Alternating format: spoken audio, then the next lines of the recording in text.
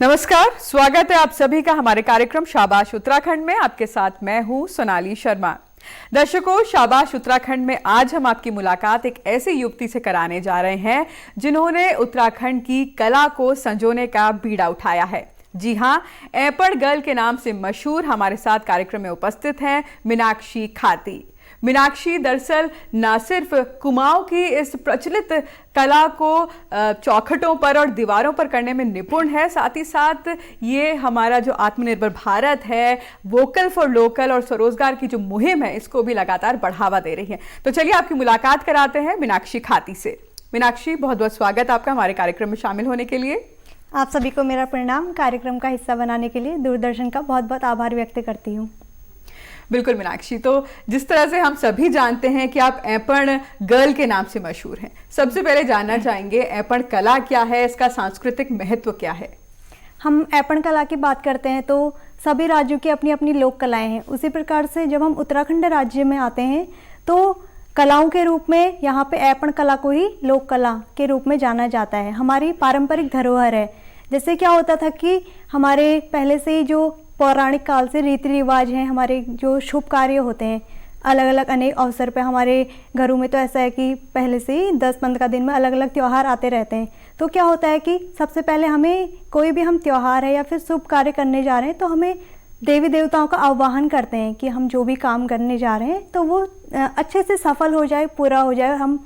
जिस कार्य के लिए उनका आह्वान कर रहे हैं उसकी पूर्ति हो जाए। तो उसके लिए हम क्या करते थे कि पहले से जैसा हमने देखा है हमारे गाँव में क्या होता था कि जागर लगती थी, पूजाएं होती हैं, घटेलियाँ लगती हैं। तो उसमें गांव के सभी लोग समूह बना के आपस में एक साथ बैठते हैं और देवी देवताओं का आह्वान करते हैं। जैसे जागर लगाते हैं, उसमें अलग अलग प्रकार की चीज़ें होती हैं कि देवी देवताओं को बुलाने के लिए। उसी का कला रूप में अगर हम बात करें तो ऐपड़ कला उसी का एक रूप है। इसमें क्या है कि हमें देवी देवताओं के आह्वान के लिए ही ऐपड़ कला को ज़मीन पे उकेरना है। उसी ऐपड़ कला को जब हम ज़मीन पे उकेरते हैं तो उसमें उसके चिन्ह दर्शाए जाते हैं देवी देवताओं के। उन चिन्हों में जैसे हमारी प्रकृति है, घर परिवार है, और हमारी जो धरोहर कह रहे हैं हम कि हमारा अन्न है, तो ये सब चीज़ें, या फिर जो भी हम शुभ कार्य करने जा रहे हैं, जैसे हमारा गृह प्रवेश होता है या फिर हमारे घरों में जो बर्पण है दिवाली के अवसर पे, या शादियों में जैसा आपने देखा होगा, तो उसमें क्या होता है कि हम जो शादी ही अगर हम करने जा रहे हैं तो हमारी इस शादी को सफल कर देना, या फिर हमारा गृह प्रवेश हो रहा है तो इसको सफल कर देना। तो इसके लिए हम सबसे पहले देवी देवताओं को बुलाते हैं वहाँ पे कि हम ऐसा करने जा रहे हैं। तो उसमें क्या होता है कि हमारी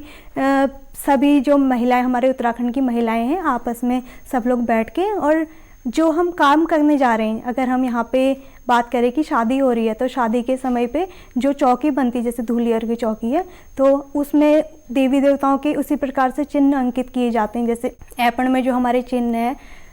शंख है, ओम है, घंटी, अलग अलग प्रकार के जो चिन्ह हैं उसमें दर्शाए जाते हैं कि देवी देवता आप यहाँ पे आएँ और हम जो काम करने जा रहे हैं उसको अच्छे से पूरा कर दें। तो इसके अपने अलग अलग महत्व हैं, इसीलिए हम ऐपड़ कला को बनाते हुए आ रहे हैं और देवी देवताओं के लिए ही ये बनाया जाता है। जैसे कि हमारे उत्तराखंड को देवी देवताओं के लिए माना जाता है और देवभूमि भी कहा जाता है, तो इसकी यही सब कारण है। बिल्कुल, तो बहुत अच्छे से आपने बताया कि किस तरह और क्यों और कब ऐपड़ का कलाकारी घरों में की जाती है। आप कब ऐपड़ से जुड़ी, या कब आपका कहीं ना कहीं जो झुकाव था ऐपड़ की, कितनी साल की जब आप थी और आपने कैसे किस तरह से ऐपड़ कला को सीखा? जिससे बचपन में क्या होता था कि हमारे यहाँ पे कोई भी शुभ कार्य हो रहा है, जैसे शादी हो रही है या फिर दिवाली पे हम जब देखते थे कि घरों को सजाने के लिए हमारी जो चौखट हैं, धेलियाँ हैं या फिर मंदिर हैं, तो उन पे मेरी जो दादी है, मम्मी है, वो हमारे पहाड़ों में जो घर होते हैं मिट्टी गेरू से पूरी लिपाई करके जिस जगह पे हमने बनाना है उसको देखते थे कि आमा उसको पूरा जैसे लीप देती थी हाथों से, तो उसको सूखने तक का हम इंतजार करते थे। उसके बाद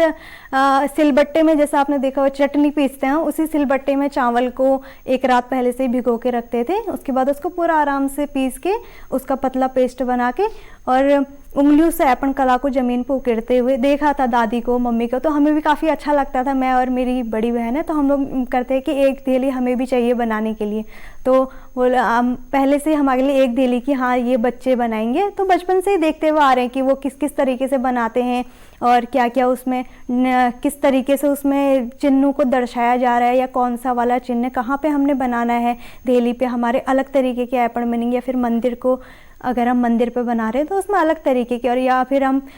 लक्ष्मी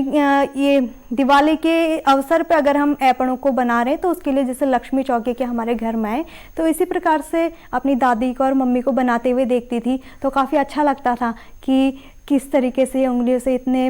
सुंदर तरीके से दर्शा रहे हैं। तो बचपन से ही लगा था कि मतलब अपने आप ही और इसकी ओर आकर्षित होती थी ऐपण कला की ओर, कि हाँ मुझे भी बनाना है, सीखना है। तो दादी से पूछती थी, वो बताते थे कि हाँ ऐसे करो और इसका ये महत्व है, और किस प्रकार जैसा ऐसा है कि हाथों से हमें बड़ा अच्छा लगता था कि हम चावल की जो आटे का घोल है उसको इस तरीके से थप्पा मारते थे, तो उससे बड़े सुंदर सुंदर से लक्ष्मी माता के पाँव बन जाते थे। तो बचपन से ही शौक़ था कि हाँ मैं ऐपण कला को सीखूँ, ये इसकी बारीकियाँ जो हैं और क्या क्या इसके महत्व हैं। तो इसी प्रकार से थोड़ा थोड़ा करके सीखा और इसको बनाना सीखा था। बिल्कुल, तो बचपन से आप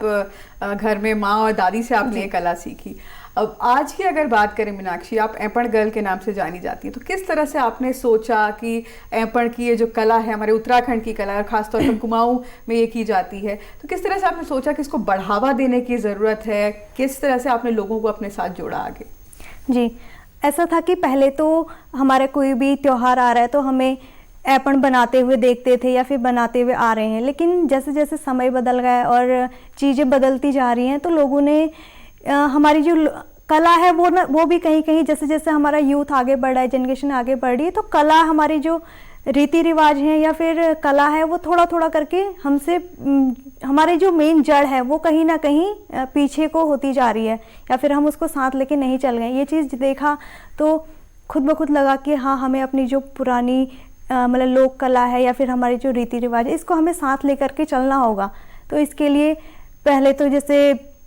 गेरू या फिर आटे से ही बनाते, आटे चावल के घोल के उससे बनाते थे, लेकिन फिर यह है कि अभी उसके बाद जैसे लोगों के पास इतना समय नहीं है या फिर लोग नहीं बनाना चाह रहे हैं, तो और यहाँ पे शहरों में उस प्रकार के मकान भी नहीं है कि हमारे घरों में तो ऐसा होता था कि मिट्टी के घर होते, तो उसमें चावल के आटे से ऐपण बनाए जाते थे। लेकिन अभी जैसे समय बदल गया, लोग स्टिकर है मार्केट में, वो चीज़ें वो लगाते हैं या फिर उसको चिपकाते हैं। तो ये था कि कहीं ना कहीं हम अपनी कला को साथ लेके चले, तो इसको किस किस प्रकार से हम अपना जो यूथ है जो उसको हम अपनी जड़ों से किस प्रकार से जोड़ सकें, क्योंकि आज के टाइम में उसके पास इतना समय नहीं है कि वो अपनी जो पुरानी लोक कला है उसको देखे समझे बनाए, लेकिन हम ऐसी कोशिश कर सकते हैं कि वो भी कि किस किस प्रकार से वो अपनी ऐपण कला से जुड़े रहे। इसके लिए हम कई चीज़ों पे इसको बनाते हैं, जैसे एग्जांपल के तौर पे नेम प्लेट है जो घर के बाहर से लगती है, तो उसमें हमने जब ऐपण कला को इस तरीके से बनाते हुए आ रहे हैं या फिर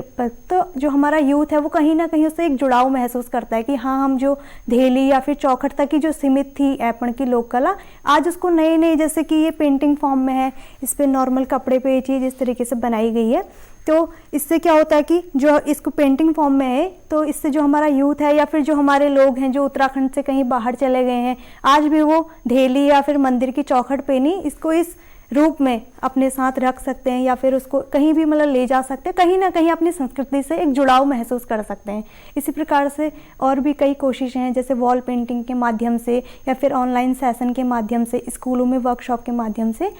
इसी प्रकार से ऐपण कला को बढ़ाने की कोशिशों में लगे हुए हैं। बिल्कुल। तो किस तरह से गांव की अगर बात करें, किस तरह से आपने मीनाकृति जो आपका प्रोजेक्ट है उसके बारे में भी हम जानना चाहते हैं कि कैसे आपने महिलाओं को जोड़ा और किस तरह से वहाँ पर आप सिखाती हैं और ऐपण को किस तरह से सिखाया जाता है, स्टेप्स किस तरह से आप बढ़ती हैं आगे? जी,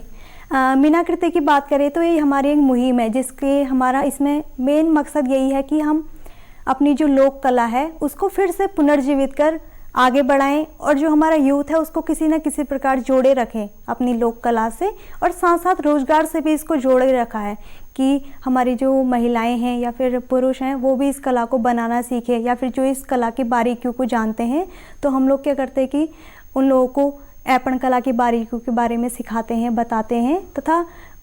जैसे अलग अलग चीज़ों पे जैसे आप देख रहे हैं कि यहाँ पे इसको हमने तोरान के रूप में दिखाया। तो यहाँ पे जो हमारे गांव की महिलाएं हैं वो इसमें हमने अलग अलग प्रकार के इसमें चिन्ह अंकित किए गए हैं। तो वो लोग इसको आपस में मतलब पेंटिंग फॉर्म में या फिर किसी नई चीज़ के रूप में इसको बनाते हैं। जैसे ये तोरान है, इसी प्रकार से अलग अलग चीज़ें हैं, कप है या फिर पेंटिंग फॉर्म में। तो और साथ साथ हम लोग स्कूल के जो बच्चे हैं, क्योंकि बच्चे जो हैं वो मतलब किसी भी चीज़ को सीखने के लिए हर समय तत्पर रहते हैं कि क्या है। वैसे तो आजकल के बच्चे मतलब घरों में देखते हैं कि कोई भी त्यौहार हो रहा है तो हम लोग मम्मी है या फिर दादी ये लोग बनाते हुए, लेकिन कई लोग ऐसे भी हैं कि जो नहीं देखते हैं या फिर, लेकिन जब हम वर्कशॉप के माध्यम से उन्हें सिखाते हैं कि ये हमारी लोक कला है, इसको इस तरीके से हम बनाते हैं, तो वो भी काफ़ी उत्साहित हो रहते हैं ऐपण कला के बारे में जानने के लिए। और मीनाकृति में हम लोग और भी अलग अलग तरीक़ों से, जैसे ऑनलाइन प्लेटफॉर्म के माध्यम से भी हम इसमें अलग अलग प्रकार के कंपटीशन है, जिससे हमारे, जैसे अभी हमने हाल ही में selfie with Aipan art competition कराया था। तो इसमें ये था कि जो हमारे राज्य के किसी भी कोने में है तो वो भी ऐपण कला के बारे में बनाए या फिर किसी भी रूप में उसको बनाए, पारंपरिक तरीके से है या फिर डायरी में है या फिर इसमें ड्राइंग की कॉपी में है। तो अलग अलग जो इसकी चौकियाँ उसको बनाना सीखे, उसके महत्व को सीखे। तो इसके लिए हमने selfie with Aipan art competition किया था कि थोड़ा सा रोचक लगे कि जो उनने ऐपण बनाया है उसके साथ एक सेल्फी खींच के भेजे हमें कि क्या ऐपण उनने किस प्रकार से बनाया। तो इसमें भी देखा कि जब ये कंपटीशन कराया था बहुत ज़्यादा लोग उत्साहित हुए थे और हमारे पास भी इसमें काफ़ी लोग इससे जुड़ पाए थे और उनने इस कला को बनाना सीखा। और इसी प्रकार से वॉल पेंटिंग के माध्यम से भी हम इस ऐपण कला को मतलब बनाते हैं और उसके माध्यम से एक संदेश देना चाह रहे हैं कि ये हमारी लोक कला है और इसको हम इस प्रकार से अपने जो यूथ है उस तक पहुंचा सकते हैं और उससे जुड़े रह सकते हैं। बिल्कुल मीनाक्षी, तो अगर पूछा जाए कि कितना समय लगता है एक व्यक्ति को इसको सीखने में और कब से हमें स्टार्ट करना चाहिए इसको सीखना? हालांकि उम्र कोई नहीं होती, लेकिन कब से अगर किसी बच्चे को सिखाया जाए तो कब से शुरुआत करनी चाहिए और कितने वक्त में लगभग हम इस कलाकारी को सीख सकते हैं? जी, जैसा आपने कहा कि उम्र की कोई इसमें सीमा नहीं होती है। तो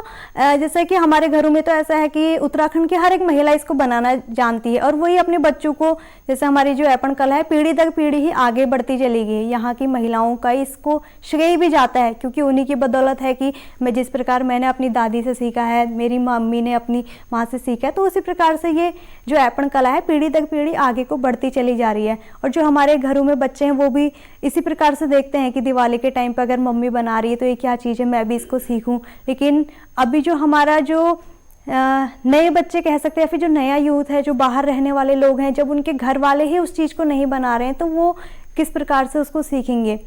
तो उसके लिए ऐसा है कि हम लोग जैसे ऑनलाइन सेशन, ये जो हम ऑनलाइन सेशन कराते हैं ऐपण को सिखाने का, इसमें हमारा अहम मकसद भी यही होता है कि जो बच्चा अपने घर में नहीं देख रहा है, उसको नहीं पता है ये हमारी लोक कला है, वो भी इसको सीखे बनाना। और समय का ऐसा है कि जैसे इसमें हमारे ऐपण में अलग अलग चौकियाँ होती हैं,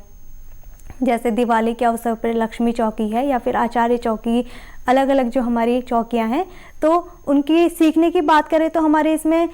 जैसे कोई छोटी चौकी है तो उसको हमें कम समय में भी हम सीख सकते हैं, लेकिन उसकी जो बारीकियां हैं और उसकी जो महत्व है उसको लेकर के काफ़ी ध्यान रखना पड़ता है। तो और सीखने में कोई वैसे ज़्यादा समय नहीं, क्योंकि अगर हम गेरू विस्वार वाली जैसे ज़मीन पे बनाते हैं तो उसमें 1 घंटा आधा घंटा इतने हमें टाइम लगता है।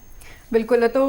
मीनाक्षी, आपने बीड़ा तो उठाया है इस कला के प्रचार प्रसार का, लेकिन आप किस तरह से करती हैं? अगर उत्तराखंड के भीतर की बात हो तो वहाँ पर किस तरह से प्रदर्शनियों के माध्यम से, या अगर प्रदेश के बाहर की बात हो तो किस तरह से आप इस कला का प्रचार प्रसार करती हैं? जी, प्रचार प्रसार के लिए अभी तो ऐसा देखा जाए तो सोशल मीडिया काफ़ी अच्छा एक प्लेटफॉर्म है और हमारे लिए काफ़ी मतलब हमें लाभ मिला है और मिल रहा है इस चीज़ से, सोशल मीडिया के माध्यम से। तो जब हम अपने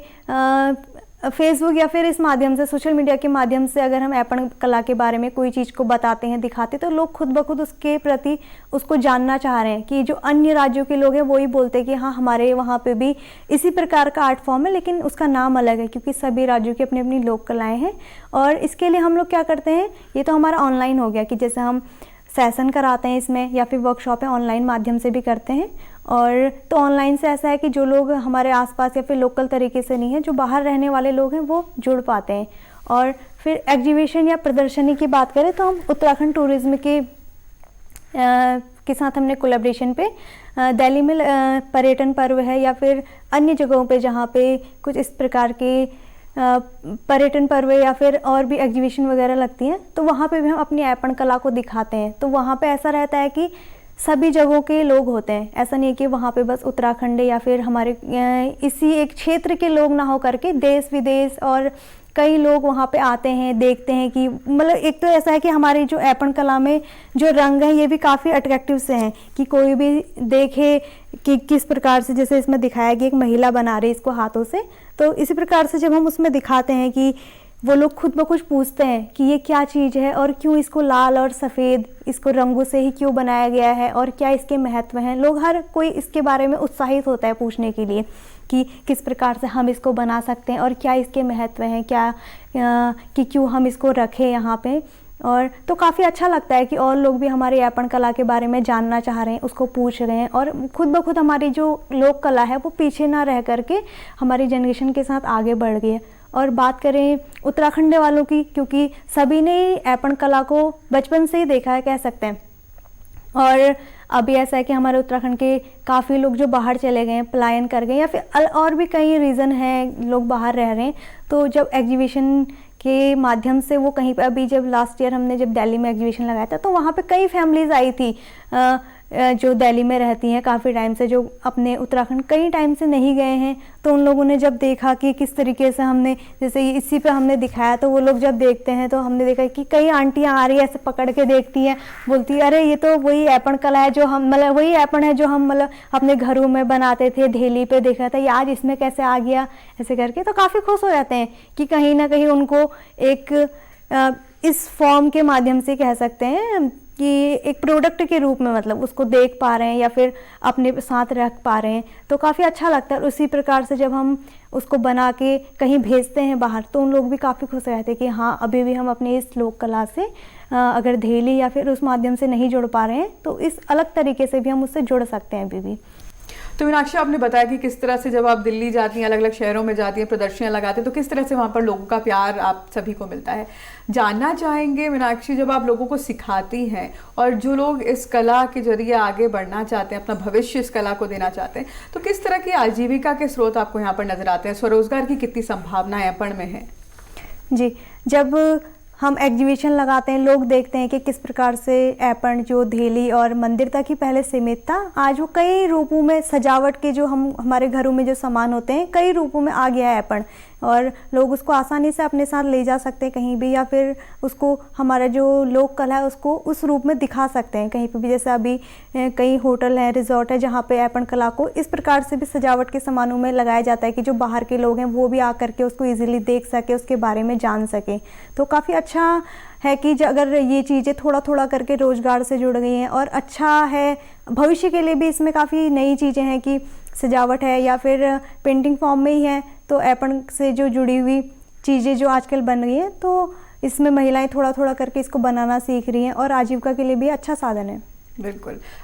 तो हमने ये भी सुना था कि आपने ऐपण को राखियों पर भी बनाया है, तो एक तो ये बताइए कि ये विचार आपके मन में कैसा आया, और साथ ही साथ ये भी जानना चाहेंगे कि जिस तरह से पहले तो घरों में चौखटों पे, दीवारों पर ऐपण कला को कहीं ना कहीं उकेरते थे, लेकिन अब आज के समय में किन किन वस्तुओं पर, कहाँ कहाँ पर हम ऐपण की कला देख सकते हैं, या आपकी टीम किस तरह से काम कर रही है? जी, पहले राखियों की बात करें तो ऐसा था कि हर साल जैसे राखी बांध है तो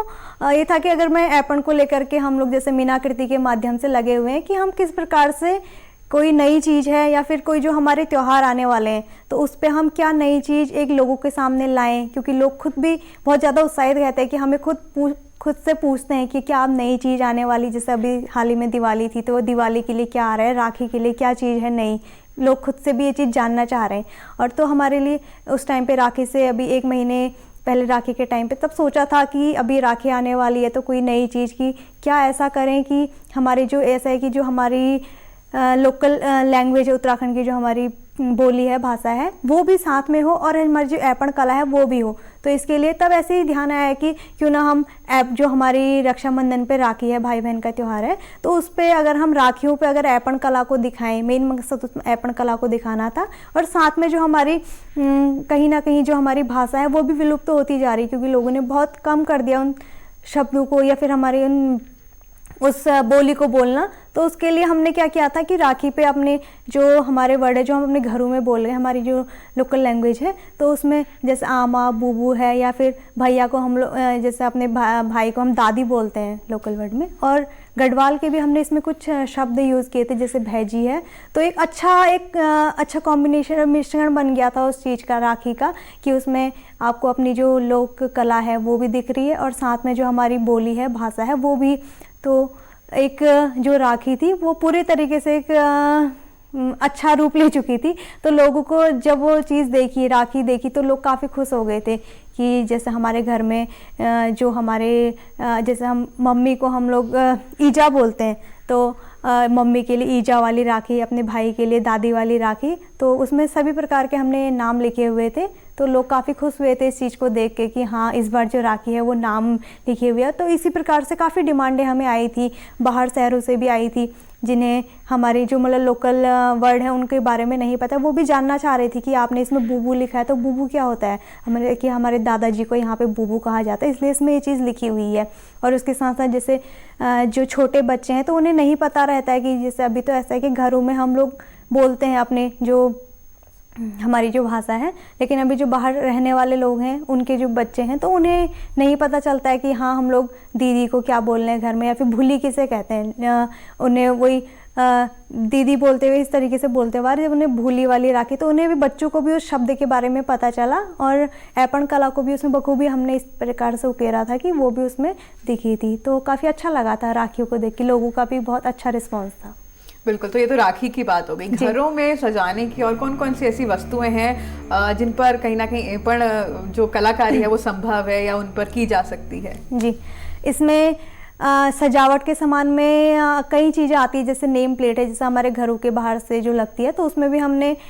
जो ऐपण कला के जो हमारे ट्रेडिशनल डिज़ाइन है वो यूज़ किए हुए हैं। तो उससे होता है कि लोगों का ये भी कहना था कि हाँ, जब हम नेम प्लेट को घर के बाहर से लगा रहे हैं तो लोग खुद ब खुद पहचान जाते हैं कि हाँ, ये किसी पहाड़ी ही उसका घर है। तो और भी कई चीज़ें, जैसे पेंटिंग फॉर्म की बात करें, हमारी जो ट्रेडिशनल चौकियाँ हैं वो हैं पेंटिंग फॉर्म में, और शोपीस के जो कप आते हैं वो हैं, या फिर कोस्टर हो गए। और भी कई चीज़ें हैं, जैसे अभी राखी को लेकर के है, या फिर दिवाली के अवसर पे तोरण है। और हमारी जो स्टील की पूजा थाल है, क्योंकि हर किसी के घर में एक पूजा की थाली होती है, तो हमने उस पूजा की थाली में भी ऐपण को बनाया था कि हम जो सुबह शाम पूजा कर रहे हैं उसी प्रकार से उसके साथ जैसे लोटा है, और भी उस थाली को कवर करने के लिए एक थाल होता है जो मेज पोज भी है, तो वो भी हमने पूरा ऐपण कला से उसको बनाया था। उसमें पूरे अच्छे से उसके जो चौकियों के महत्व हैं वो पूरे अच्छे से उसमें दिखाए थे। इसी प्रकार की कई सजावट की वस्तुएं आजकल ऐपण कला से बनाई जा रही हैं। बिल्कुल। चौकियों की आपने यहाँ पर बात की, तो कितनी तरह की चौकियाँ होती हैं, किस तरह का उसका महत्व है, और क्या क्या अलग अलग तरह की चौकियाँ आप लोगों द्वारा बनाई जाती हैं? जी, ऐपण कला में जैसा हम जानते हैं कि जो भी शुभ अवसर है, जैसे हम बात करें कि शादी हो रही है तो हमें धूली अर्घ की चौकी चाहिए, और उसी के साथ जैसे आचार्य जी हमारे जो यहाँ पे पंडित हैं तो उनके लिए आचार्य चौकी बनती है, या फिर हमारे यहाँ पे किसी का बर्पण हो रहा है तो स्नान चौकी है। इसी प्रकार से अलग अलग चौकियाँ बनाई जाती है हर अवसर पे। तो दिवाली के टाइम पे हर किसी के मन में एक्साइटमेंट थी कि हाँ, लक्ष्मी चौकी बनानी है, या फिर पेंटिंग फॉर्म में हमने लक्ष्मी चौकी को लगाना है। तो उसके अपने अलग महत्व हैं चौकियों के। या उसमें जैसे हमें एक चीज़ का बहुत ज़्यादा ध्यान रखना होता है कि जो हम चौकी बनाने जा रहे हैं उसमें बिंदु या सम बिंदु हैं, विषम रेखाएं हैं, क्योंकि वही सब चीज़ों के मिश्रण से ही वो ऐपण कला को जो हमारी चौकियों में बनी हुई है, तभी वो चीज़, वही उसकी महत्वता कह सकते हैं, वही उसकी महत्वता है। तो इन्हीं सब चीज़ों का हमें बहुत अच्छे से ध्यान रखना पड़ता है कि जो हम चौकी बना रहे हैं उसमें बिंदु हो गई या फिर लाइनें हैं हमारी, और जिस तरीके से हमारे उसमें मोटिव बना रहे हैं, हम किस प्रकार से बना रहे हैं। और चौकियों की बात करें तो उसमें शिव चौकी है, जैसे हम शिव भगवान का आह्वान करते हैं तो उसके लिए हमें शिव भगवान को बुलाने के लिए शिव चौकी बनाते हैं। और गणेश चौकी है गणेश भगवान के, तो हमें जिस देवी देवता का आह्वान करना है, जैसे सरस्वती माता के लिए सरस्वती चौकी, लक्ष्मी माता के लिए लक्ष्मी चौकी, तो वो हमें त्यौहार या फिर ओकेशन के उससे देखना होता है कि हम किस भगवान का आह्वान करने वाले हैं, किस देवता को हमने अपने कार्य के लिए बुलाना है। तो उसी प्रकार की उस अवसर पे चौकियाँ बनाई जाती हैं। वो हमारी जो हमारे यहाँ पे सुख समृद्धि है, संपदा है, इन सब का भी मेल कह सकते हैं ऐपण को, क्योंकि वहाँ पे हम सभी चीज़ों के लिए प्रार्थना कर रहे हैं देवताओं से कि आप हम इस चीज़ को करने जा रहे हैं, इस चौकी के माध्यम से हम इसमें दर्शा रहे हैं उन चीज़ों को, तो आप हमारे लिए सुख संपत्ति है, संपदा है, सारी चीज़ें इसमें लेके आओ और हम जो काम करने जा रहे हैं उसको अच्छे से सफल कर दीजिए। बिल्कुल मीनाक्षी, जैसे कि आपने शुरुआत में बताया था कि आप लोग अपने हाथ से उस ऐपण कला को करते थे, लेकिन अब धीरे धीरे हम देख रहे हैं कि जो आपकी जो ऐपण की जो कलाकारी बहुत इंट्रिकेट है, बहुत बारीक काम आप लोग करते हैं। किस तरह से आप उस बारीक काम को आप करते हैं और कौन कौन सी सावधानियां आप लोग को बरतनी पड़ती है जब आप लोग इस कलाकारी को करते हैं? जी, पहले तो हमने देखा था कि बचपन में जैसे मैं खुद भी बनाती थी तो गेरू और विस्वार से इस कला को बनाया जाता था, लेकिन अभी ऐसा है कि जैसे हमने इसमें दिखाया है कि इसको हमने ब्रश के माध्यम से बनाया, ब्रश और कलर के माध्यम से। तो इसमें हमें उसे ध्यान रखना होता है कि जो हमारी लाइनें हैं या फिर सम बिंदु है और विषम जो लाइनें हैं, इसका बहुत अच्छे से ध्यान रखना होता है कि किस प्रकार से वो जो लाइनों का जो मेल है वो एक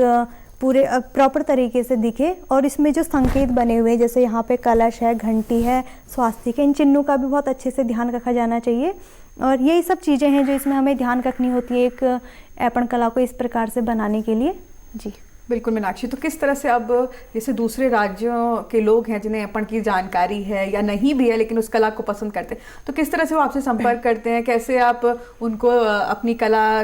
द्वारा जो भी चीज़ें बनाई गई हैं उनको भेजते हैं? तो किस तरह से आप अब अपने जो एक काम की तरह से आप ऐपण को अब बढ़ावा दे रहे हैं, तो प्रचार प्रसार किस तरह से करते हैं और कैसे दूसरे राज्यों या उत्तराखंड, विद इन उत्तराखंड भी आप सामान को भेजते हैं? तो ये पूरा प्रोसेस किस तरह से चलता है? एक तो हमने जैसे एग्जीबिशन की बात की थी, वहाँ पे कई राज्यों के लोग आते हैं, कई बाहर के लोग भी आते हैं कि वो भी वहाँ पे देखते हैं और हमसे पूछते हैं कि इस कला के बारे में बताइए। तो जब हम उनको इस तरीके से बताते कि क्या ऐपण कला क्या है और किस तरीके से अध्यात्म से चीज़ें सब जुड़ी हुई हैं, तो वो उसको ख़रीदने के लिए हमसे या फिर ऐसा है कि एक गिफ्ट पर्पस से भी लोग इसको लेना पसंद करते हैं कि हाँ कि मतलब लोग ऐसा है कि जो उनके उत्तराखंड के रहने वाले दोस्त हैं उनके लिए भी उस चीज़ को गिफ्ट करना पसंद करते हैं। जी एग्जीबिशन में हमने ये वाली चीज़ काफ़ी देखी थी कि हमें उसे गिफ्ट करना चाहिए ये चीज़ कि उसके वहाँ से है, इस तरीके से। और ऑनलाइन माध्यम की बात करें तो हम जब कोई फ़ोटोज़ डालते हैं या फिर उस कोई नया चीज़ है उसको बना के डालते तो लोग, जैसे राखियों की अभी हमने बात की थी, तो लोग वहीं पे हमारा जो सोशल मीडिया पे, तो वहीं पे ही लोग सारी जो डिटेल्स हैं वहीं पे सीखते भी हैं और हम उस चीज़ के बारे में बताते भी हैं कि किस किस तरीके से इसको बना सकते हैं। आप भी इसको घरों में इस तरीके से बना सकते हैं, लेकिन जो लोग समय के अभाव से या फिर नहीं बना पा रहे हैं तो वो इस चीज़ को आसानी से हमसे मंगा भी सकते हैं। तो वो लोग वहीं पे अपना ऑर्डर हमें लिखाते हैं, फिर हम उसको पोस्ट के माध्यम से उनके घरों तक उस चीज़ को पहुंचाते हैं आसानी से। बिल्कुल मीनाक्षी, तो चलते चलते आप हमारे दर्शकों को कुछ कहना चाहेंगी ऐपण कला को लेकर, इसके बारे में, और थोड़ा सा कुछ आप हमारे दर्शकों को, जिससे ज़्यादा लोग इस कला को फिर से समझें, जुड़ें इस कला से? जी,